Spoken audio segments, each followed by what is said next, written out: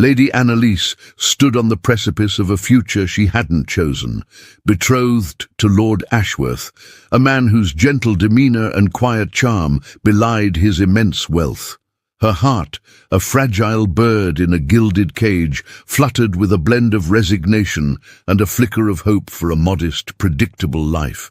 He was a gentleman, respectable, if unexciting, but the whispers that followed him, tales of a notorious duke whose darkness overshadowed his legendary power, were dismissed as mere rumour. Until the night of the season's inaugural ball, when the man who entered, commanding every eye with an aura of dangerous authority, was not the quiet Lord Ashworth she knew, but the feared Duke of Blackwood himself, her husband-to-be. If you're listening to this story, don't forget to click the like button, subscribe to the channel, and tell me in the comments which part of the world you're listening from. I want to know how far it has travelled. Lady Evelyn Sinclair, a mere 19 summers having barely brushed her delicate shoulders, stood before the grand mullioned window of her bedchamber at Sinclair Manor. The view, a picturesque tapestry of rolling Hertfordshire hills, ancient oaks and formal gardens, should have brought solace, but today it offered only a poignant reflection of her gilded cage. Her fair skin, typically radiant with youthful vigour, now possessed a fragile translucence in the soft, diffused light filtering through the leaded panes. Her eyes, the precise hue of a serene summer sky, usually danced with quiet intelligence, but at this moment they were clouded with a profound, unspoken melancholy, betraying the turmoil within. A riot of honey-blonde curls, meticulously coiled and pinned by her vigilant maid, Miss Davies, framed a face that society universally deemed exquisitely beautiful, a perfect embodiment of English grace and refinement. Yet this celebrated beauty, this envied privilege of her aristocratic birth, felt less like a benevolent blessing and more like a meticulously woven silken net, restricting her every move, dictating her every utterance, and inexorably guiding her every breath towards a predetermined and inescapable destiny. Her days unfolded with a ritualistic predictability, each hour a testament to the stringent expectations placed upon a young lady of her station. Mornings commenced with the delicate fragrance of lavender from her bath and the rich scent of polished mahogany emanating from the family's opulent drawing rooms. Her hours were meticulously partitioned, a session at the pianoforte, her nimble fingers coaxing melancholic melodies from the ivory keys, an hour of delicate embroidery, her needle weaving intricate patterns onto fine linen, mirroring the complex design of her own life, and the occasional rigidly chaperoned stroll through the sprawling rose gardens, where her thoughts, unlike her steps, could briefly wander. Each activity, every prescribed duty, was but another brushstroke in the carefully constructed portrait of a perfect gentlewoman, honed and polished for her inevitable presentation to the most eligible and thus most powerful bachelor of the season. But beneath this veneer of dutiful compliance, Evelyn harboured a fervent, secret life.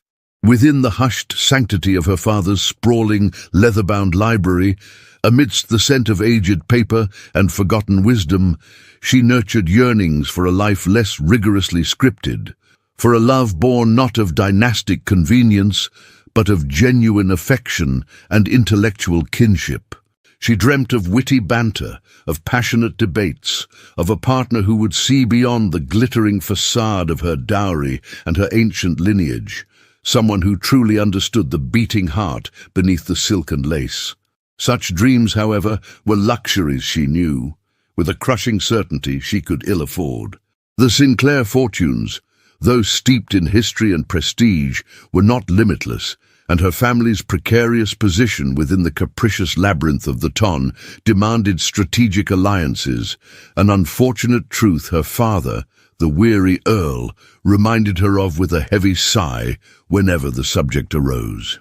The chosen alliance, meticulously brokered by her father and guided by the shrewd advice of her formidable aunt Lady Agatha, was to be with Lord Alistair Ashworth. He was not merely an heir, but the direct successor to the immense estate's vast wealth and formidable political influence of the Ashworth family, a name that commanded respect and a certain degree of fear in the highest echelons of society. His reputation preceded him like a shadow, long and imposing, impeccable lineage stretching back to the conqueror, lands that spanned counties, and a distant, almost glacial aristocratic coolness that the uninitiated often mistook for reserved elegance, a sign of superior breeding. Evelyn had encountered him on a mere handful of occasions during the most recent London season, each meeting carefully orchestrated and always under the unblinking, critical gaze of Lady Agatha, whose sharp eyes missed nothing. Lord Ashworth was undeniably handsome, in a severe, almost chiseled fashion, with dark, intense eyes that seemed to absorb the light rather than reflect it, and a lean, athletic frame that hinted at a latent, controlled power. He possessed a polished, almost theatrical charm when he chose to exert it, a smooth, practiced courtesy that, paradoxically, left little genuine impression, leaving her with a sense of emptiness rather than connection. During their infrequent, stilted conversations, his words often felt less like spontaneous expression and more like carefully chosen pronouncements, devoid of true warmth or personal sentiment.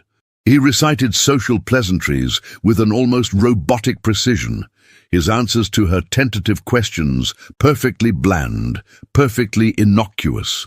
His gaze, though never overtly impolite, seemed to appraise her not as a living, breathing woman with thoughts and feelings, but rather as an acquisition, a prized possession to be added to his already impressive collection of assets, lands, titles, and influence. He spoke of their impending future with a detached pragmatism that sent a shiver of profound unease through Evelyn's romantic sensibilities, chilling the nascent sparks of hope she desperately clung to. "Our union," he had once stated, over a cup of tepid tea in a crowded drawing-room, his voice a low, even murmur that carried an undercurrent of unassailable authority, "will secure the necessary standing for both our families in these challenging times. A most advantageous arrangement, I believe, for all concerned." His lips curved into a slight, almost imperceptible smile, but Evelyn, with her keen sensitivity, detected a subtle underlying arrogance, a quiet, almost inherent assumption of control that felt suffocating. He never once inquired about her interests, her secret dreams, or her burgeoning fears. He simply stated facts, immutable facts about their intertwined destinies, as if she were a mere pawn on a grand chessboard, moved by an unseen, omnipotent hand, devoid of agency or will. The approaching wedding, now a mere handful of weeks away, cast a long, oppressive shadow over the normally cheerful Sinclair manor. The very air seemed to hum with a frantic energy as preparations consumed the entire household, from the bustling kitchens already planning the elaborate wedding breakfast menu to the hurried seamstresses toiling endlessly over Evelyn's elaborate bridal gown. The dress, a creation of the finest silk and delicate Valenciennes lace intricately embroidered with pearls, felt less like a garment of celebration and more like a beautiful, suffocating shroud, a symbol of her impending confinement. Her mother, Lady Eleanor, a woman whose entire existence had been a series of impeccably executed, if utterly passionless, social maneuvers, saw only triumph in the match. "Such an advantageous connection, my dear Evelyn," she would exclaim, her eyes bright with a self-satisfied gleam, entirely oblivious to her daughter's quiet distress. "Lord Ashworth is everything a young woman in your position could possibly desire. Immense wealth, an unimpeachable social position, and truly impeccable manners." Evelyn would force a fragile nod, offering a weak, brittle smile, her throat tight with a tangle of unvoiced anxieties and unspoken questions. She understood her duty with a chilling clarity. She comprehended the crushing weight of expectation that bore down upon her. Her family's precarious future, the dowries for her younger sisters, the prospects for her scholarly but unworldly brother, all rested largely on the success of this monumental union. To refuse, to even dare voice a single doubt, would be an act of unimaginable selfishness, a scandal that would not only ruin her, but drag her entire family into disgrace and financial ruin. Yet as the days inexorably dwindled, a subtle, insidious unease began to gnaw at her, a cold worm burrowing into the very core of her being. Lord Ashworth's infrequent letters, penned in a precise, almost clinical hand, spoke almost exclusively of estate management, the logistics of their joint households, and forthcoming social engagements utterly devoid of any personal sentiment, any tender word of affection. He never once expressed longing, never once mentioned anticipation, never once hinted at a shared future beyond the practicalities. He was, to all outward appearances, the epitome of a distinguished gentleman, yet Evelyn felt a profound, aching emptiness where her hopes for genuine love and connection should have blossomed. The late summer air, usually bright and effervescent with the promise of harvest, now felt heavy, pregnant with the silent threat of an impending storm. The scent of rain, damp earth, and decaying leaves was often carried on the breeze, and the ancient gnarled trees surrounding the manor seemed to sigh with a profound, almost melancholic sadness, their rustling leaves a lament. One particularly grey afternoon, while dutifully selecting ribbons for her extensive trousseau in the drawing-room, Evelyn inadvertently caught her reflection in the highly polished surface of a grand silver tea tray. Her face, though still undeniably beautiful, seemed subtly drained of its youthful vibrancy, her summer sky eyes holding a distinct, almost haunted quality, as if they had witnessed something profoundly unsettling. She felt like a doll, exquisitely dressed, meticulously prepared, awaiting her assigned place on a shelf, and the thought was profoundly, chillingly unsettling. She yearned, with an intensity that surprised even herself, for warmth, for genuine intimacy, for a love story like those she secretly devoured within the pages of forbidden romantic novels. But her harsh reality was a meticulously crafted arrangement, cold, calculating, and devoid of true emotion. The wedding was irrevocably set for the autumn equinox, a date chosen by her parents for its ancient auspiciousness. Yet to Evelyn, it felt like the very day her true self, her deepest desires, would be finally eclipsed, swallowed whole by duty. The chill that permeated her heart was not from the gathering gloom outside, but from the dawning, terrifying realization of the life that inexorably awaited her, a life she increasingly perceived as nothing more than gilded servitude, a prison of impeccable taste.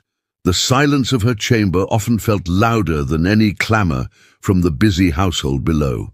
It was in these stolen moments of quietude that Evelyn allowed herself the dangerous indulgence of reflection, away from her mother's anxious glances and Lady Agatha's scrutinizing gaze.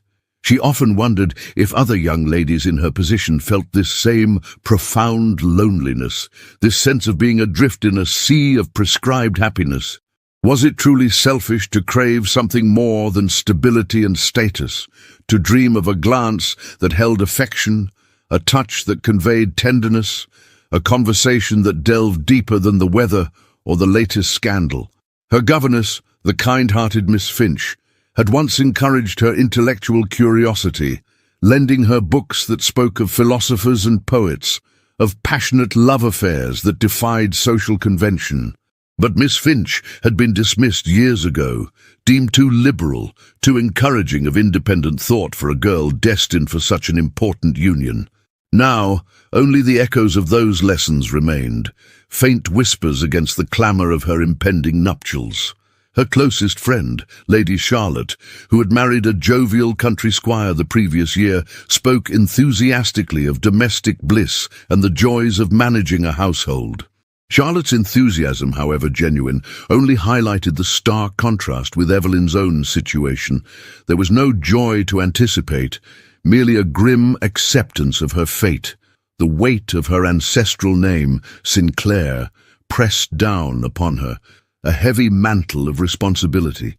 She understood that her family's prestige, while ancient, was in need of a powerful injection of wealth and influence, and Lord Ashworth was the veritable spring from which such resources flowed. It was a transaction pure and simple, dressed up in the finery of courtship and ceremony. Her only refuge, aside from her books, was the small hidden alcove in the library, where a stained-glass window depicted a knight rescuing a maiden from a dragon. A childish fantasy, perhaps, but it offered a fleeting image of agency and courage, something she felt utterly devoid of in her own life. She would trace the outline of the knight's sword, imagining its weight, its power.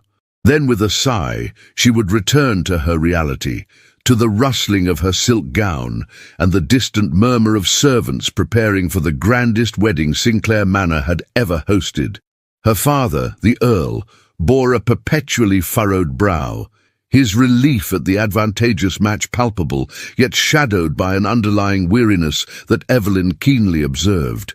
He, too, was a prisoner of expectation, bound by duty to secure his family's future, even if it meant sacrificing his daughter's happiness. The final fitting for her wedding gown was scheduled for tomorrow, a stark symbol that the point of no return was now fast approaching.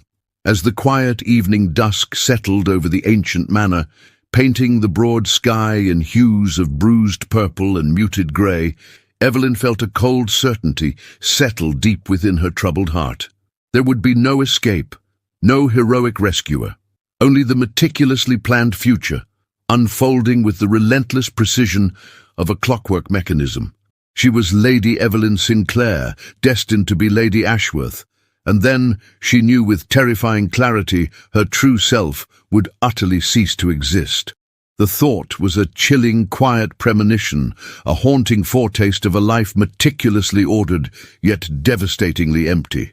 The chill deepened, not from the crisp autumn air that now seeped through the ancient stones of the manor, but from the icy grip of her profound, burgeoning despair. The grandeur of her impending marriage felt like a magnificent trap, sparkling but ultimately deadly. The fateful wedding day loomed, a date circled in stark dread on the calendar of her soul. The evening of the engagement ball arrived with all the grandeur befitting the union of two prominent families.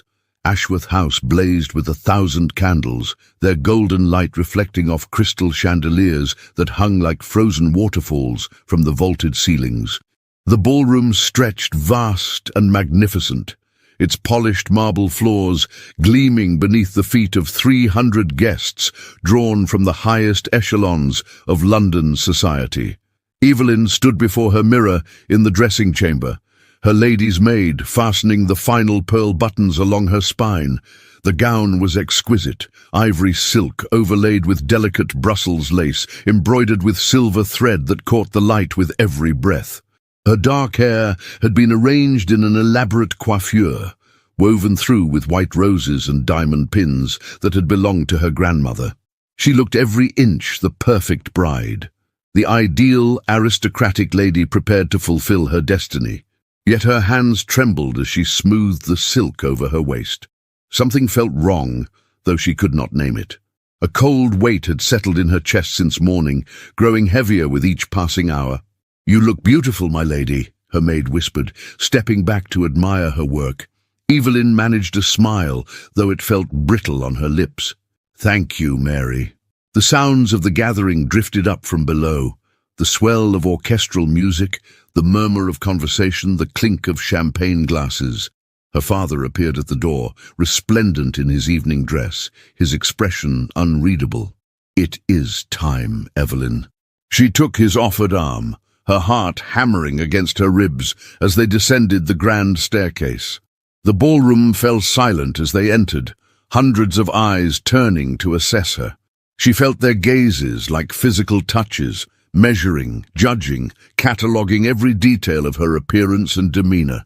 Lord Alistair Ashworth stood at the centre of the room, surrounded by his family and closest associates. He cut an impressive figure in his black evening coat, his fair hair perfectly arranged, his expression one of cool satisfaction.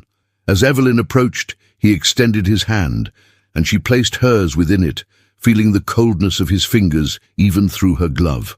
"Lady Evelyn," he said, his voice carrying across the hushed room, "how lovely you look this evening." "Thank you, Lord Ashworth," she replied, her voice steadier than she felt. The orchestra began a waltz, and Alistair led her onto the floor for the first dance. They moved through the steps with practiced precision, but there was no warmth in his touch, no tenderness in his gaze. He held her as one might hold a valuable painting, with care for its worth, but no genuine affection. "You understand what tonight represents," he said quietly as they turned. "The formal announcement of our engagement before society. After this, there can be no turning back." "I understand," Evelyn whispered, though her throat felt tight. "Good! The Ashworth name requires a wife of impeccable breeding and deportment. You will fulfill that role admirably." The dance ended, and Alistair escorted her to the edge of the floor where her family waited. Her mother beamed with pride, her father nodded approvingly, and Beatrice, sweet, innocent Beatrice, smiled at her with what seemed like genuine happiness. The evening progressed through its carefully choreographed stages. Evelyn danced with various gentlemen, accepted congratulations from countless ladies, and smiled until her face ached. All the while, that cold weight in her chest grew heavier, and she found herself watching Alistair across the room. He stood in deep conversation with his father, the Duke of Ashworth, and several other powerful men. Their expressions were serious, calculating. Business, always business. Then Beatrice approached them, carrying a glass of champagne, and Evelyn saw something that made her blood run cold. The way Alistair looked at her sister, the way his hand lingered on Beatrice's arm as he took the glass, the way Beatrice blushed and lowered her eyes in a manner that spoke of practiced intimacy rather than sisterly affection. No, it could not be. But even as Evelyn tried to dismiss the observation, she saw Alistair lean close to whisper something in Beatrice's ear. Her sister's face flushed deeper, and she glanced toward Evelyn with an expression that mingled guilt and triumph. The room suddenly felt too hot, too crowded. Evelyn's vision swam, and she gripped the back of a nearby chair to steady herself. Then the music stopped. The Duke of Ashworth stepped onto the raised platform where the orchestra sat, raising his hand for silence. The crowd turned their attention to him, anticipation rippling through the assembly. "Distinguished guests," the Duke began, his voice resonant and commanding, "we have gathered tonight to celebrate a union between our two families. However, circumstances have recently come to light that require a change in our arrangements." Evelyn's heart stopped. She looked frantically toward her parents, but they appeared as confused as she felt. The Duke continued, "My son, Lord Alistair Ashworth, has made his choice known to me, and while we initially believed Lady Evelyn Sinclair would be the appropriate match, it has become clear that another member of the Sinclair family would be far more suitable." Whispers erupted throughout the ballroom. Evelyn felt the floor tilt beneath her feet. Alistair stepped forward, his expression perfectly composed, almost bored. "I wish to announce my engagement to Lady Beatrice Sinclair," he declared, his voice cutting through the rising murmur. "She possesses the youth, vitality, and temperament that will better serve the Ashworth legacy." Beatrice moved to stand beside him, her hand slipping into his with practiced ease. She wore a gown of pale pink that suddenly seemed deliberately chosen to complement his attire. How long had this been planned? The ballroom exploded into chaos. Gasps of shock, exclamations of disbelief, and, worst of all, the sharp, cruel laughter of those who delighted in scandal. Evelyn stood frozen, unable to move, unable to breathe, as 300 pairs of eyes turned to her with pity, amusement, and contempt. Her mother's face had gone white. Her father's expression darkened with rage, but he was powerless. The announcement had been made publicly, before all of society. To protest now would only deepen the humiliation. "Lady Evelyn," Alistair said, turning to her with cold courtesy. "I trust you understand this is not personal. Simply a matter of practical consideration. Your sister is 17, more malleable, and will provide many more years of childbearing. You, at 19, are already approaching the limits of ideal marriageability. I require an heir, and Beatrice offers better prospects." The words struck like physical blows. Around them the whispers grew louder, more vicious. Did you see her face? The elder sister cast aside for the younger. How utterly mortifying! She must have done something to displease him. Poor thing, she'll never recover from this scandal. Evelyn's vision blurred with tears she refused to shed. Not here, not before these vultures who would feast on her pain for months to come. She lifted her chin, summoning every ounce of dignity she possessed. "I wish you both every happiness," she said, her voice barely audible but steady. Then she turned and walked toward the doors, her spine straight, her head high, even as her world crumbled around her. Behind her, the ballroom erupted into frenzied conversation. She heard her mother's sob, her father's angry voice demanding explanation, but she did not stop. She could not stop. If she paused for even a moment, she would shatter completely. The cool night air struck her face as she emerged onto the terrace, and finally, blessedly alone, Lady Evelyn Sinclair allowed herself to break. 3 days after the catastrophic ball, Evelyn sat in a carriage rattling through the rain-soaked streets of London, bound for her Aunt Agatha's townhouse in Bloomsbury. She had not slept, had barely eaten, and had endured the pitying glances of servants and the strained silence of her parents, who seemed uncertain whether to comfort her or blame her for this unprecedented disgrace. The scandal had spread through London society like wildfire. By morning, every drawing-room in Mayfair buzzed with speculation. The newspapers, though too discreet to name names directly, published thinly veiled accounts of a shocking reversal of marital arrangements among the highest circles. Evelyn had become a cautionary tale, a figure of pity and mockery whispered about behind fans and over tea. Her mother had wept continuously, lamenting the destruction of their family's reputation. Her father had raged, then fallen into grim silence when he realized the Ashworths held too much financial and political power to challenge. And Beatrice had locked herself in her chambers, emerging only once to whisper a tearful apology that rang hollow in Evelyn's ears. "I never meant to hurt you," Beatrice had said, her blue eyes wide and innocent. "But Alistair and we fell in love. Surely you cannot blame us for following our hearts." Love. The word tasted like ash. Evelyn had seen no love in Alistair's calculating gaze, only cold ambition and the satisfaction of acquiring a younger, more advantageous bride. And Beatrice, sweet, naive Beatrice, had been dazzled by the prospect of becoming Lady Ashworth, blind to the transactional nature of the arrangement. The carriage stopped before an elegant Georgian townhouse, its red brick facade softened by climbing ivy. Before Evelyn could gather her belongings, the door flew open and Aunt Agatha appeared, a tall, striking woman of 55 with silver-streaked dark hair and eyes that missed nothing. "Come inside at once," Agatha commanded, her voice brooking no argument. "You look half dead, child." Within minutes, Evelyn found herself ensconced in a comfortable sitting room, a cup of strong tea pressed into her hands, and Agatha settling into the chair opposite with the air of a general preparing for battle. "Now then," Agatha said briskly, "tell me everything and spare no detail." Evelyn recounted the entire humiliating evening, her voice breaking only once when she described the moment Alistair had announced his preference for Beatrice. Agatha listened in silence, her expression growing progressively darker. "That insufferable, calculating serpent," Agatha finally said, her tone venomous. "And your parents allowed this? What could they do? The announcement was public. To protest would only deepen the scandal. So they sacrificed you to preserve their precious reputation." Agatha set down her teacup with a sharp click. "Typical. Your father always was more concerned with appearances than with his daughter's welfare. Aunt Agatha, no, Evelyn, you will hear the truth, however unpleasant. Agatha leaned forward, her gaze intense.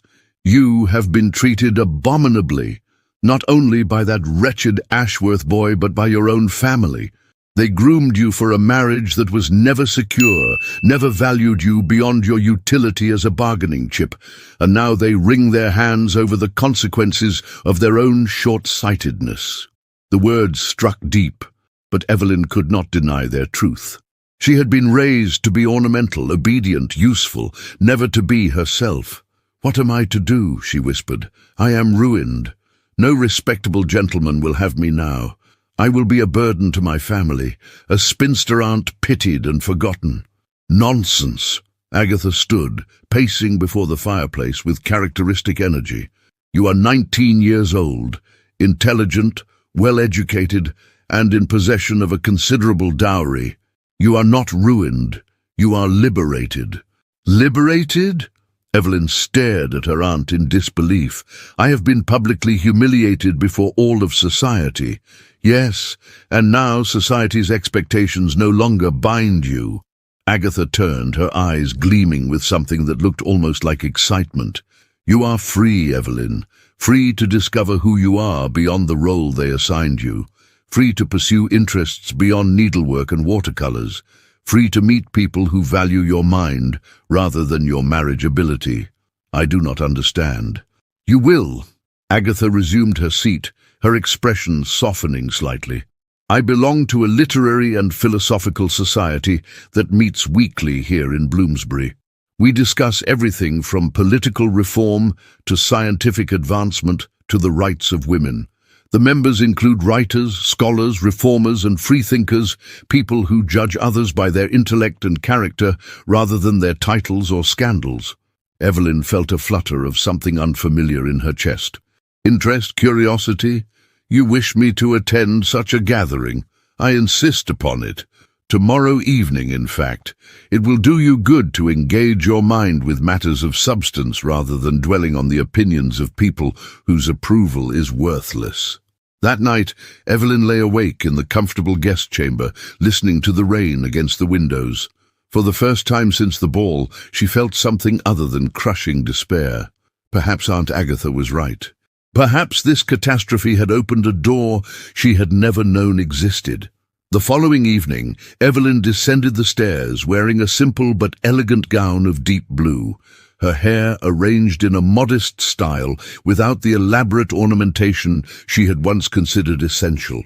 She felt strangely light, unburdened by the weight of expectations that had pressed upon her for so long. The gathering took place in Agatha's spacious drawing room, which had been arranged with chairs in a loose circle to facilitate conversation. As Evelyn entered, she was struck by the diversity of the assembled company. Men and women of various ages, some dressed fashionably, others more plainly, all engaged in animated discussion. "Ah, Evelyn!" Agatha appeared at her elbow, guiding her forward. "Allow me to introduce you. This is my niece, Lady Evelyn Sinclair, who will be staying with me for the foreseeable future." A chorus of warm greetings met this announcement. Evelyn found herself shaking hands with a female novelist who wrote under a male pseudonym, a professor of natural philosophy from Cambridge, a journalist who covered parliamentary proceedings, and a widow who ran a school for working-class children. Then Agatha led her to a tall gentleman standing near the window, engaged in conversation with an elderly scholar. He turned as they approached, and Evelyn felt her breath catch. He was perhaps 30 years old, with dark hair that fell slightly over his forehead and intelligent grey eyes that held genuine warmth. His features were strong and handsome, but it was his expression that arrested her, open, interested, kind. He wore the simple black coat of a professional man rather than the elaborate dress of the aristocracy. "Dr. Elias Reed," Agatha said. "May I present my niece, Lady Evelyn Sinclair?" "Evelyn, Dr. Reed is a physician who has recently returned from Edinburgh, where he studied the latest advances in medical science." "Lady Evelyn," Dr. Reed bowed, his smile reaching his eyes. I am delighted to make your acquaintance. Your aunt speaks very highly of you."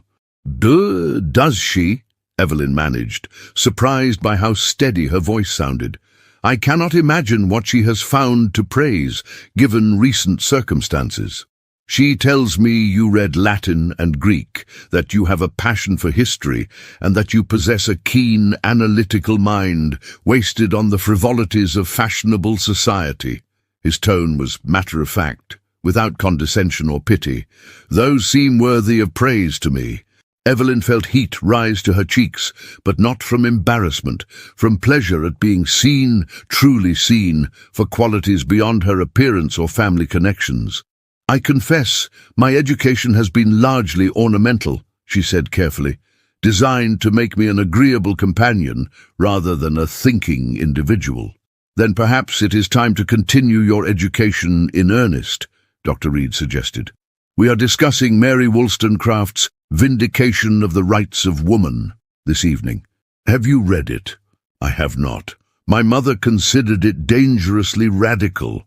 "It is radical," the elderly scholar interjected with a chuckle. "That is precisely why it is essential reading." The evening unfolded like nothing Evelyn had ever experienced.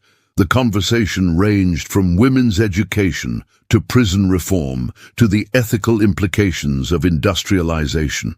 People disagreed passionately but respectfully, valuing argument over agreement. And to her amazement, when Evelyn tentatively offered an opinion about the education of young women, the group listened attentively, and Dr. Reed nodded thoughtfully. "An excellent point, Lady Evelyn," he said. "The current system does indeed create a cycle of dependence that serves no one's interests save those who profit from women's ignorance." As the gathering concluded and guests began to depart, Dr. Reed approached her once more. "I hope you will return next week," he said. "Your perspective would be valuable to our discussions." "You truly believe that?" Evelyn asked, unable to keep the wonder from her voice. "You do not find me tainted by scandal?" Dr. Reed's expression grew serious. "Lady Evelyn, I am a physician who has worked in the poorest districts of Edinburgh and London. I have seen true suffering, true injustice, true tragedy. A broken engagement, however publicly humiliating, is not a moral failing. It is merely an unfortunate circumstance, and perhaps, if you will forgive my boldness, a fortunate escape from a profoundly unsuitable match." Tears pricked Evelyn's eyes, but for the first time in days, they were not tears of shame or grief. "Thank you, Dr. Reed. You are very kind." "I am truthful," he corrected gently. "There is a difference."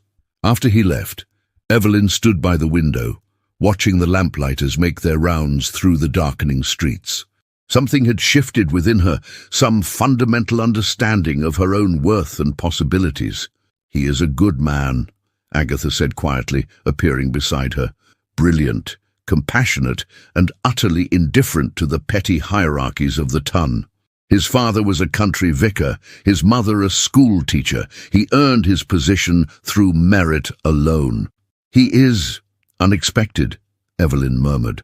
"The best things usually are." Agatha squeezed her hand. "You are beginning to bloom, my dear. I can see it already."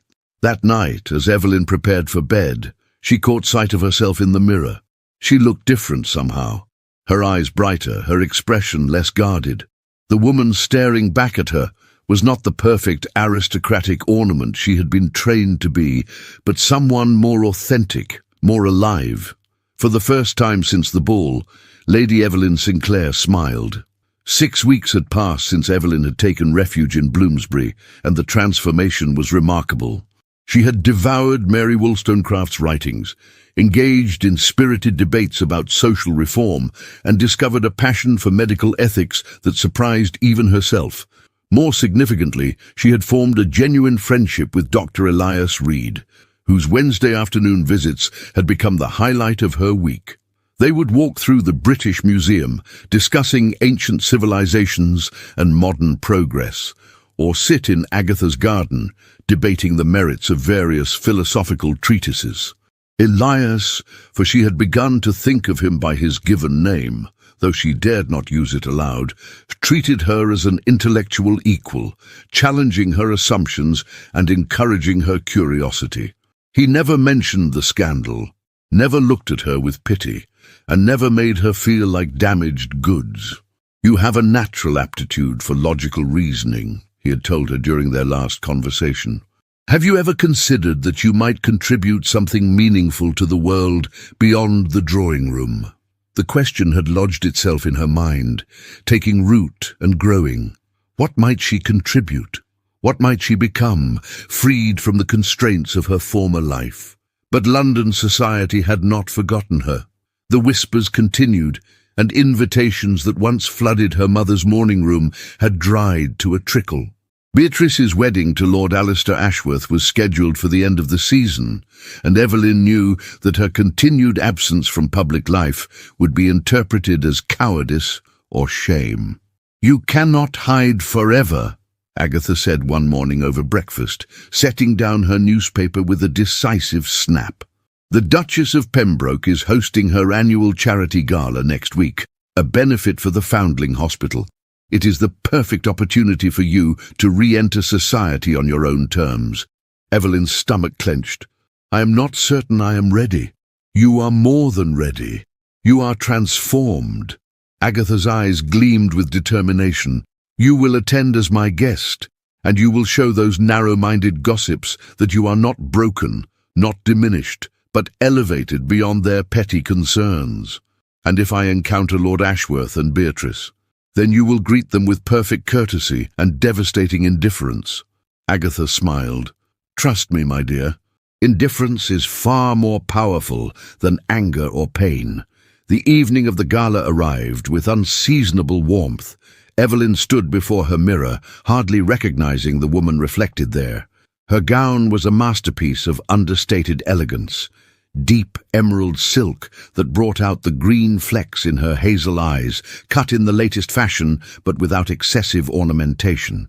Her dark hair was arranged simply, woven with a single strand of pearls. She looked sophisticated, confident, and entirely herself. Agatha appeared in the doorway, resplendent in burgundy velvet. "Perfect. You look like a woman of substance rather than a decorative ornament. Now there is one more thing." She held out a small card. "Dr. Reed will be attending this evening. The Duchess is a patron of his work at the charity hospital. I took the liberty of mentioning you would be there." Evelyn's heart skipped.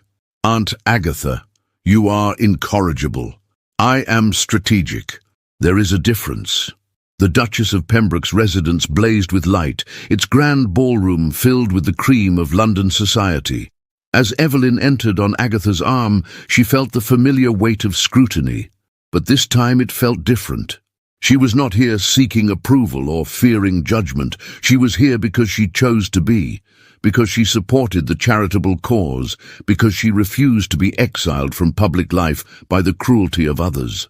The whispers began immediately, rippling through the crowd like wind through wheat. "Is that Lady Evelyn Sinclair? I heard she had fled to the country in disgrace. She looks remarkably well, considering. The audacity, showing her face after such humiliation." Evelyn lifted her chin and smiled serenely, allowing Agatha to guide her through the crowd. They paused to speak with the Duchess, a formidable woman in her 60s who had known Agatha since childhood. "Lady Evelyn," the Duchess said warmly, taking her hand, "how delightful to see you. Your aunt tells me you have been studying social reform and medical ethics. How refreshing to meet a young woman with interests beyond fashion and gossip." "Your Grace is too kind," Evelyn replied, genuinely pleased. "I have developed a particular interest in the welfare of foundling children. The work of your hospital is truly admirable." They spoke for several minutes about the hospital's programs, and Evelyn found herself genuinely engaged, asking intelligent questions and offering thoughtful observations. She was so absorbed in the conversation that she did not notice the arrival of Lord Alistair Ashworth and Lady Beatrice until a sudden hush fell over the nearby guests. Evelyn turned slowly, her heart hammering, but her expression composed. Alistair stood 10 feet away, Beatrice clinging to his arm, both dressed in ostentatious finery that seemed calculated to display their wealth and status. Beatrice's gown was an elaborate confection of white silk and gold embroidery, her neck dripping with diamonds. She looked like a child playing dress-up in her mother's jewels. Alistair's eyes met Evelyn's, and for a moment something flickered in their cold depths. Surprise, perhaps, or reassessment. She looked different, and he knew it. "Lady Evelyn," he said, executing a precise bow, "what an unexpected pleasure. Lord Ashworth, Lady Beatrice." Evelyn's voice was cool, polite, utterly devoid of emotion. "I hope you are both well." Beatrice flushed, her eyes darting nervously between her sister and her fiancé. "Evelyn, we did not expect to see you here." "Did you not? How curious. I have always supported the Duchess's charitable endeavours." Evelyn smiled pleasantly. "I trust your wedding preparations proceed smoothly." "They do," Alistair interjected, his tone sharp. "We are to be married in 3 weeks. The ceremony will be the event of the season." "How lovely for you both." Evelyn's smile never wavered. "I wish you every happiness." The words were perfectly correct, perfectly courteous, and utterly devastating in their sincerity. She genuinely did not care. The realization must have shown on Alistair's face, because his expression darkened. "You seem remarkably recovered from your disappointment," he said, an edge of malice entering his voice. "Disappointment?" Evelyn tilted her head thoughtfully. "I confess, Lord Ashworth, that I have come to view recent events as a fortunate escape rather than a loss. I have discovered interests and friendships far more rewarding than any I might have found in a loveless marriage of convenience." Beatrice gasped softly. Several nearby guests had abandoned all pretense of not listening, their faces alight with fascination at this unexpected confrontation. Before Alistair could respond, a warm voice spoke from behind Evelyn. "Lady Evelyn, I apologize for my tardiness. The hospital had an emergency that required my attention." She turned to find Dr. Elias Reed at her elbow, looking distinguished in his evening clothes, his grey eyes warm with genuine affection. He took her hand and bowed over it with perfect propriety, but there was an intimacy in the gesture that did not escape notice. "Dr. Reed," Evelyn said, her smile becoming genuine, "please do not apologize. Your work is far more important than social engagements. Allow me to introduce Lord Alistair Ashworth and Lady Beatrice Sinclair, my sister." "Lord Ashworth, Lady Beatrice, this is Dr. Elias Reed, a brilliant physician and researcher whose work with the poor has been truly groundbreaking." Elias bowed politely, but his assessment of Alistair was swift and clearly unfavourable. "Lord Ashworth, I believe I have heard your name mentioned in connection with certain parliamentary votes regarding hospital funding. You opposed the expansion of charity medical services, if I recall correctly." Alistair's jaw tightened. "I believe in fiscal responsibility and the dangers of encouraging dependence among the lower classes." "How interesting," Elias replied, his tone mild, but his eyes sharp. "I believe in preventing unnecessary death and suffering. We shall have to agree to disagree." The tension was palpable. Beatrice looked near tears. Alistair's face had flushed with anger, and the surrounding guests watched with barely concealed delight. This was far better entertainment than they had anticipated. "Lady Evelyn," Elias said, turning to her with a warm smile, "the Duchess mentioned that you have been studying the hospital's educational programs for foundling children. Would you do me the honor of discussing your observations? I would value your perspective greatly." "I would be delighted, Dr. Reed." Evelyn placed her hand on his offered arm, feeling the solid warmth of him through the fabric of his coat. She turned back to Alistair and Beatrice with perfect courtesy. "Please excuse us. Enjoy your evening." As they walked away, Evelyn heard the explosion of whispered conversation behind them, but she did not care.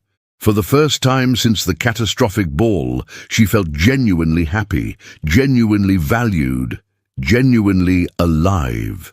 That was masterfully done, Elias murmured as they moved toward the refreshment tables.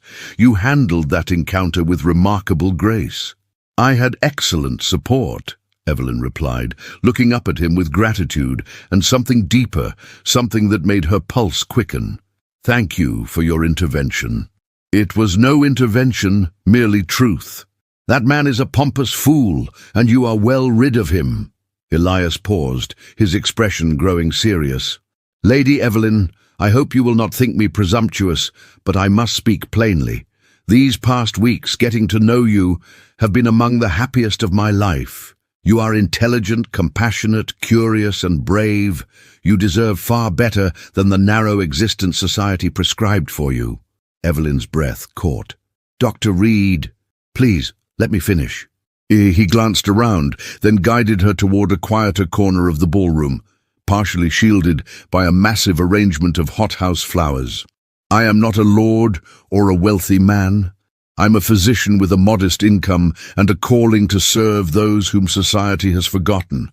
I can offer you no grand estate, no glittering social position, no life of idle luxury. He paused, his grey eyes searching hers with an intensity that made her tremble. But I can offer you a partnership of equals, a life of purpose and meaning, and a love based on genuine respect and admiration. Lady Evelyn Sinclair, would you consider allowing me to court you properly, with the intention of marriage? The ballroom seemed to fade away. Evelyn heard nothing but the thundering of her own heart, saw nothing but the earnest hope in Elias's eyes. This was not a business arrangement or a social transaction. This was a man offering her his heart, his life, his future, and asking for hers in return. Yes, she whispered, then more strongly, yes, Dr. Reed, I would be honored. The smile that broke across his face was radiant, transforming his serious features into something almost boyish with joy. You have made me the happiest of men. Across the ballroom, Alistair Ashworth watched this exchange with growing fury, while Beatrice clutched his arm and whispered anxious questions he did not answer. The gossips watched with fascination, already composing the stories they would tell tomorrow. But Evelyn noticed none of it. She stood in a corner of the Duchess of Pembroke's ballroom, her hand resting on the arm of a modest physician, and felt more like a duchess than she ever had as Lord Ashworth's intended bride.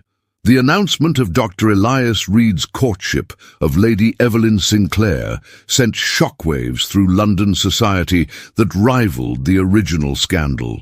Within days, every drawing room buzzed with speculation, judgment, and, from some quarters, grudging admiration. A physician, a common doctor, Lady Hartwell had exclaimed at her weekly tea, her voice dripping with disdain. The girl has truly lost her senses. But others saw it differently. She has chosen love over position, the Duchess of Pembroke declared firmly. There is courage in that, and wisdom. Lord Ashworth is a cold fish who will make that poor younger sister miserable. Lady Evelyn has had a fortunate escape. Evelyn's parents had reacted with predictable horror. Her father had arrived at Agatha's townhouse the morning after the gala, his face purple with rage. "A physician?" he had thundered. "You refuse a Viscount and accept a man who works with his hands. Have you no sense of your position, your duty to this family?"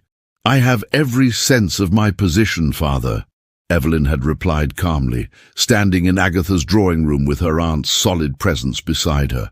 "I am a woman of 19 with a considerable dowry and the right to choose my own future. Dr. Reed is a gentleman of education, character, and purpose. He values me for my mind and heart, not my connections or childbearing potential. He values your dowry, you foolish girl." "Actually," Agatha had interjected icily, "Dr. Reed was unaware of the specific amount of Evelyn's dowry until I informed him yesterday. He proposed before knowing whether she had £50 or 50,000. Can Lord Ashworth claim the same disinterest in financial considerations?" The question had hung in the air, unanswerable. Her father had left in a fury, but not before declaring that if Evelyn proceeded with this unsuitable match, she would receive only the minimum dowry required by law, and could expect no further support from her family. "Let him bluster," Agatha had said after he departed. "Your grandmother left you an independent income in her will, and your dowry is yours by right. You will not starve, my dear, and you will be far happier than you ever would have been as Lady Ashworth." Now, 3 weeks later, Evelyn sat in Agatha's morning room reading a letter from Elias, who had travelled to Edinburgh to conclude some professional business before their marriage. His letters arrived daily, filled with observations about his work, questions about her studies, and expressions of affection that made her heart soar. "My dearest Evelyn," the current letter read, "I have secured a position at the new Royal Hospital here in Edinburgh, with the understanding that I will divide my time between research and treating patients regardless of their ability to pay. The salary is modest but sufficient, and the work is exactly what I have always hoped to do. More importantly, Edinburgh society is far less rigid than London's. Here a man is judged by his contributions rather than his pedigree, and a woman of intelligence and education is valued rather than merely tolerated. I believe you will thrive here, my love. I believe we will build a life of genuine purpose and happiness together." Evelyn pressed the letter to her heart, smiling. Edinburgh, a new city, a new life, a new identity beyond the scandal and the whispers. The prospect filled her with excitement rather than fear. A knock at the door interrupted her reverie. The maid entered, looking uncomfortable. "My lady, Lady Beatrice Ashworth is here to see you. She says it is urgent." Evelyn's smile faded. Beatrice had married Alistair 2 days ago in a ceremony Evelyn had not attended, pleading a convenient headache. She had not expected to see her sister so soon, or perhaps ever again. "Show her in," Evelyn said quietly, steeling herself. Beatrice entered wearing a travelling dress of expensive lavender silk, but her face was pale and drawn, her eyes red-rimmed from crying. She looked nothing like a radiant new bride. "Evelyn," she whispered, her voice breaking. "Please, I must speak with you. Sit down, Beatrice." Evelyn gestured to the chair opposite, her tone neutral. "Would you like tea?" "No, I cannot stay long. Alistair believes I'm shopping with his mother." Beatrice sank into the chair, twisting her hands in her lap. "Evelyn, I have made a terrible mistake." "Have you?" Evelyn kept her voice carefully controlled, though her heart ached at her sister's obvious distress. "He is not the man I thought he was." Tears spilled down Beatrice's cheeks. "During our courtship, he was attentive, charming, affectionate, but the moment we married, everything changed. He is cold, critical, controlling. He monitors every penny I spend, criticizes my conversation, my dress, my friends. He says I am too frivolous, too ignorant, too childish. Last night he told me that I was a disappointment, that he had hoped for more intelligence and sophistication, but that I would have to suffice for producing heirs." The words struck Evelyn with painful familiarity. This was the Alistair she had known, the man she had been prepared to marry out of duty. But hearing that he had turned his cruelty on her younger sister filled her with both pity and anger. "I am sorry, Beatrice," she said quietly. "Truly I am. But you made your choice. You knew he was engaged to me, yet you pursued him anyway." "I know," Beatrice sobbed. "I was foolish, vain, ambitious. I wanted to be Lady Ashworth, to have the grand house and the jewels and the position. I thought he loved me. He said he loved me, but it was all pretense, all calculation. He wanted a younger bride, and I was convenient and willing. What do you want from me, Beatrice?" "I want—" Beatrice looked up, her face desperate. "I want you to tell me how to bear it, how to survive in a loveless marriage. You were prepared to marry him. You must have known what he was. How were you going to endure it?" Evelyn was silent for a long moment, considering her answer carefully. "I was going to endure it by becoming numb," she finally said. By suppressing every genuine feeling, every authentic desire, every true thought, I was going to transform myself into the perfect ornament he required, and in doing so, I would have killed everything vital and real within myself. I would have survived, Beatrice, but I would not have lived. Then what am I to do? Beatrice's voice was anguished. I am trapped. There is no escape from marriage, no possibility of divorce without utter ruination. I'm 17 years old, and my life is already over. Your life is not over, Evelyn said firmly. But it will be difficult. You must find ways to maintain your own identity within the constraints of your position. Pursue interests that fulfill you. Form friendships with women of substance. Perhaps in time, you and Alistair will reach an understanding, a cordial distance that allows you both some measure of peace. You do not hate me, Beatrice whispered. No, Evelyn said, and realized it was true. I am angry at the choices you made, hurt by your betrayal. But I do not hate you. In truth, Beatrice, you did me a tremendous service. If you had not taken Alistair from me, I would never have discovered who I truly am, or what I truly want. I would never have met Elias. I would have lived a half-life of duty and disappointment. Instead, I am about to marry a man I love, who loves me in return, and build a life of genuine purpose. So no, sister, I do not hate you. I pity you. The words were not cruel, merely honest. Beatrice flinched, but nodded slowly, wiping her tears with a lace handkerchief. I heard about your engagement, she said quietly. To the physician. People say you have lost your mind, marrying so far beneath your station. People said I was ruined and pathetic when Alistair rejected me, Evelyn replied with a slight smile. I have learned that people will always talk, and their opinions matter far less than I once believed. Dr. Reed is a better man than Lord Ashworth could ever hope to be, and I am grateful beyond measure that I will spend my life with him rather than with your husband. Beatrice stood, her movements heavy with defeat. I should go. Alistair will be angry if I am late. She paused at the door, looking back with something like longing. I hope you will be happy, Evelyn. Truly. You deserve happiness. I hope you find some measure of peace, Beatrice, Evelyn replied gently. And if you ever need a friend, a refuge, you know where to find me. After her sister left, Evelyn stood at the window, watching the carriage disappear down the street. She felt no triumph, no satisfaction in Beatrice's misery, only a profound gratitude that she had escaped the same fate and a renewed determination to build a different kind of life.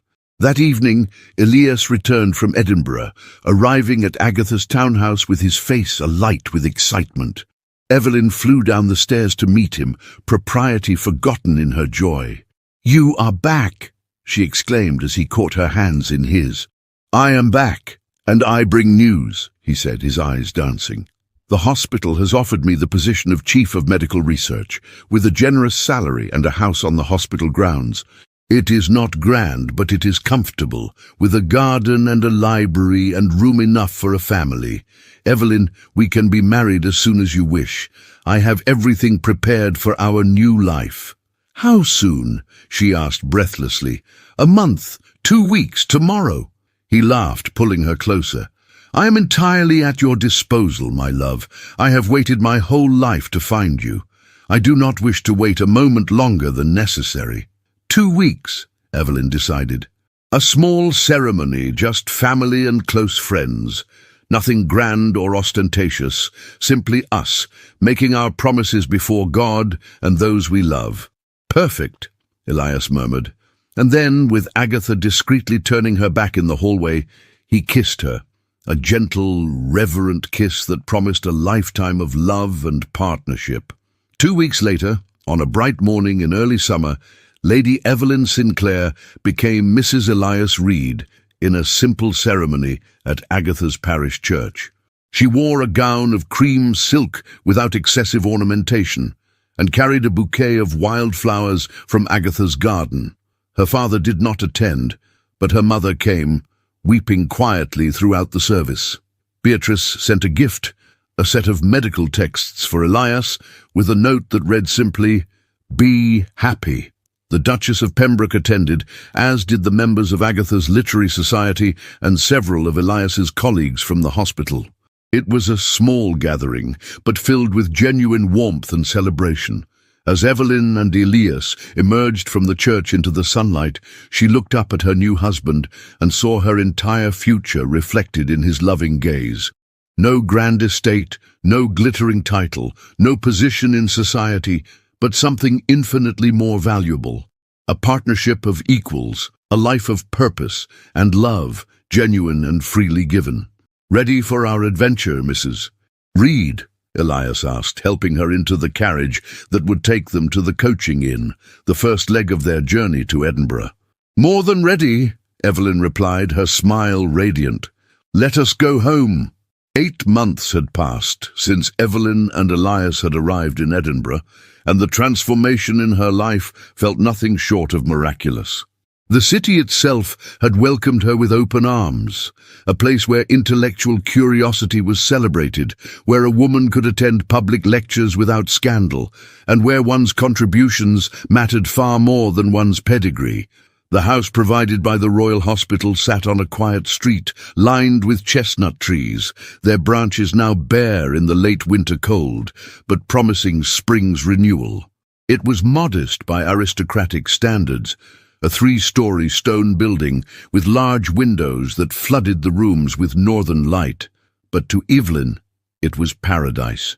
She had furnished it herself, choosing comfort and utility over ostentation, filling the shelves with books on medicine, philosophy, and social reform rather than decorative ornaments. This particular morning, Evelyn sat at the desk in what she had claimed as her study, reviewing the accounts for the women's health clinic she had established 3 months earlier. Using a portion of her inheritance and donations from sympathetic benefactors, she had opened a small facility where poor women could receive medical care, health education, and practical support. Elias had helped her design the programs, and several female nurses she had trained now staffed the clinic daily. "Mrs. Reed." A soft knock preceded the entrance of Margaret, one of the nurses. "The morning patients have all been seen. We had 23 women today, including 5 who came for prenatal care and 3 seeking treatment for injuries." "Injuries?" Evelyn looked up sharply, recognizing the euphemism. "Domestic situations," Margaret confirmed quietly. "We provided treatment and offered them information about the women's refuge. 2 accepted." Evelyn nodded, her heart aching for those women, but grateful they had found help. "Excellent work, Margaret. Please ensure they know they can return any time they need assistance." After Margaret left, Evelyn returned to her correspondence. Among the letters was one from Aunt Agatha, filled with London gossip and warm encouragement. Another came from the Duchess of Pembroke, who had become a generous patron of the clinic and had written to introduce Evelyn to several influential Edinburgh ladies who might support the work. But it was the third letter that made Evelyn pause. A brief note from her mother, written in a shaky hand. "Dearest Evelyn, I hope this letter finds you well and happy. I think of you often and pray for your welfare. Your father remains angry, but I confess I have come to see the wisdom in your choice. Lord Ashworth has proven to be a difficult husband, and poor Beatrice seems quite miserable, though she maintains appearances admirably. I wonder if you might allow me to visit you in Edinburgh this spring. I should very much like to see your new life and meet your husband properly, your loving mother." Evelyn felt tears prick her eyes. It was not a full apology, not an admission of wrongdoing, but it was an olive branch, and from her mother that was significant. The front door opened, and she heard Elias's familiar footsteps in the hall, accompanied by his cheerful greeting to their housekeeper. Moments later, he appeared in her study doorway, his dark hair wind-blown, his cheeks reddened from the cold, his eyes bright with affection. "There is my brilliant wife," he said warmly, crossing the room to kiss her forehead. "How was the clinic this morning?" "Busy and productive," Evelyn replied, rising to embrace him properly. 23 patients, and Margaret handled everything beautifully. How was the hospital?" "Fascinating. We have made significant progress on the infection study. I believe we are close to identifying specific protocols that could reduce post-surgical mortality by as much as 30%. His enthusiasm was infectious, and Evelyn found herself smiling at his passion. But that is not the most interesting news of the day. Elias pulled a letter from his coat pocket, his expression a mixture of amusement and satisfaction. I received this from the Royal College of Physicians. They have invited me to present our research findings at their annual conference in London this June. It is a tremendous honor, and it will bring significant attention to our work. Elias, that is wonderful, Evelyn exclaimed, genuinely delighted. You have worked so hard for this recognition. We have worked hard, he corrected. Your insights into patient care and your observations about the social factors affecting health outcomes have been invaluable to the research. In fact, the college has requested that you co-present the portions related to women's health. They were quite impressed when I mentioned your clinic work. Evelyn stared at him in astonishment. They want me to present at the Royal College. They do. I know it is unconventional, but Edinburgh has always been more progressive than London in such matters, and your work speaks for itself, my love. You have helped hundreds of women, developed innovative care protocols, and gathered data that challenges conventional medical assumptions. Why should you not share that knowledge? Because I am a woman with no formal medical training, Evelyn said, though excitement was already building in her chest. You have 8 months of intensive practical experience. You have read every medical text in my library, and you have a natural aptitude for diagnosis and patient care that surpasses many formally trained physicians I know. Elias took her hands, his expression serious. Evelyn, you are brilliant. You have transformed yourself from an ornamental aristocrat into a genuine force for social good. Do not diminish your accomplishments simply because they were not achieved through traditional channels. Tears filled Evelyn's eyes, not of sadness, but of overwhelming gratitude and joy. How did I find you? She whispered. I believe I found you, Elias replied with a smile. Or rather, your aunt's literary society found us both. Thank God for progressive intellectuals and their weekly gatherings. That evening, they sat together in their cozy drawing room, Elias reading medical journals while Evelyn worked on her presentation notes. The fire crackled cheerfully, and through the window, the first stars appeared in the darkening sky. It was a scene of domestic tranquility that would have seemed impossibly mundane to the girl Evelyn had been a year ago, but to the woman she had become, it was everything. I received a letter from my mother today, Evelyn said quietly. She wishes to visit us in the spring. Elias looked up, his expression thoughtful. How do you feel about that? Surprised, hopeful, cautious. Evelyn set down her pen. She has never apologized for the way I was treated, for the pressure to marry Alistair, for the lack of support when the scandal broke. But she is reaching out, and that is something. Then we shall welcome her, Elias said firmly. She should see what her daughter has accomplished, the life you have built, the good you are doing in the world. Perhaps it will open her eyes to possibilities beyond the narrow confines of aristocratic society. Perhaps, Evelyn agreed, though she harbored no illusions about fundamentally changing her mother's worldview. Some people were too deeply entrenched in their beliefs to transform. But she could offer her mother a glimpse of a different way of living, and that would have to be enough. 3 weeks later, Evelyn stood in the clinic, teaching a group of young women about basic hygiene and infant care, when Margaret appeared with an urgent expression. Mrs. Reed, there is a lady here to see you. She says she has travelled from London and that it is a matter of some delicacy. Evelyn's heart sank, fearing some crisis from her family. But when she entered the small private office, she found not her mother but Beatrice, looking pale and thin, in a travelling dress of sombre grey. Beatrice! Evelyn rushed forward, shocked by her sister's appearance. What has happened? Are you ill? Not ill, Beatrice said quietly, sinking into a chair. But I am desperate, Evelyn. I have left Alistair. The words hung in the air. shocking in their implications. A woman did not simply leave her husband. The social, legal, and financial consequences were catastrophic. "Tell me everything," Evelyn said, pulling a chair close and taking her sister's cold hands. The story that emerged was grim. Alistair's controlling behaviour had escalated into verbal cruelty and recently physical violence. Beatrice had endured it for months, believing she had no choice until a particularly brutal incident had left her with bruised ribs and a terror that he might actually kill her.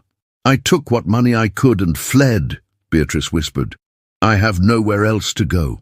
Father will force me to return to Alistair. Mother will weep, but do nothing. You are my only hope, Evelyn. Please, I know I do not deserve your help after what I did to you, but I am begging you. Please do not send me back to him." Evelyn's mind raced through the implications. Harboring a runaway wife could bring scandal, legal complications, and social censure. Elias's career could be affected. Their work could be jeopardized. But looking at her sister's terrified face, there was only one possible answer. "You will stay with us," Evelyn said firmly. "For as long as you need, we will find a way to keep you safe. But Alistair will come looking for me. He will demand I return. The law is on his side." "Then we will fight the law," Evelyn replied, her voice hard with determination. "Elias has connections with legal reformers here in Edinburgh. We will find a way to protect you, even if it means challenging the very foundations of marriage law." Beatrice dissolved into tears of relief and gratitude, and Evelyn held her sister close, feeling the weight of this new responsibility, but also a fierce protectiveness. She had escaped the cage that had been prepared for her. Now she would help her sister escape as well. When Elias returned that evening and learned of Beatrice's presence, his response was immediate and unequivocal. "She stays. We will protect her, and we will use this situation to advocate for legal reforms that protect women from abusive marriages." That night, lying in bed beside her husband, Evelyn reflected on the extraordinary journey of the past year. She had been publicly humiliated, cast aside, and forced to rebuild her entire identity. But from that devastation had grown something beautiful and strong, a life of purpose, a marriage of genuine partnership, and the courage to fight for justice, not just for herself, but for others. "Do you ever regret it?" Elias asked quietly in the darkness. "Giving up your position, your family's approval, the life you were raised to expect?" Evelyn turned to face him, her hand finding his in the darkness. "Never. Not for a single moment. That life would have been a beautiful prison, Elias. This life, our life, is freedom. It is messy and complicated and sometimes difficult, but it is real. It is mine. It is ours." "Ours," Elias echoed, pulling her close. "Always ours." Outside, the Edinburgh wind howled through the chestnut trees, but inside their modest stone house, 3 women, Evelyn, Beatrice, and Margaret, who had stayed late to help settle the new arrival, sat around the kitchen table, drinking tea and planning their next steps. They spoke of legal strategies, safe houses, and the possibility of establishing a formal refuge for women fleeing dangerous marriages. Lady Evelyn Sinclair, who had once measured her worth by her marriageability and social position, was gone. In her place stood Mrs. Elias Reed, physician's wife, clinic founder, reformer, and advocate. She had been planted in soil she never chose, but she had bloomed into something far more beautiful than anyone, including herself, had ever imagined possible. And in a grand London townhouse, Lord Alistair Ashworth raged at his wife's disappearance, his carefully constructed world beginning to crumble as whispers of his cruelty spread through society. The man who had once held all the power now found it slipping through his fingers, while the woman he had discarded as insufficient had become a force he could never control or diminish. The story that had begun with public humiliation had transformed into something far more powerful, a testament to resilience, reinvention, and the revolutionary act of choosing one's own path. If you enjoyed this story of resilience, transformation, and finding true love against all odds, Please don't forget to like this video, subscribe to the channel, and share your thoughts in the comments below. I'd love to hear which part of Evelyn's journey resonated most with you, and tell me, where in the world are you listening from? Your support means everything and helps me bring more inspiring stories to listeners everywhere. Thank you for being part of this community, and until next time, remember, sometimes the greatest blessings come disguised as devastating losses. Keep blooming wherever you're planted.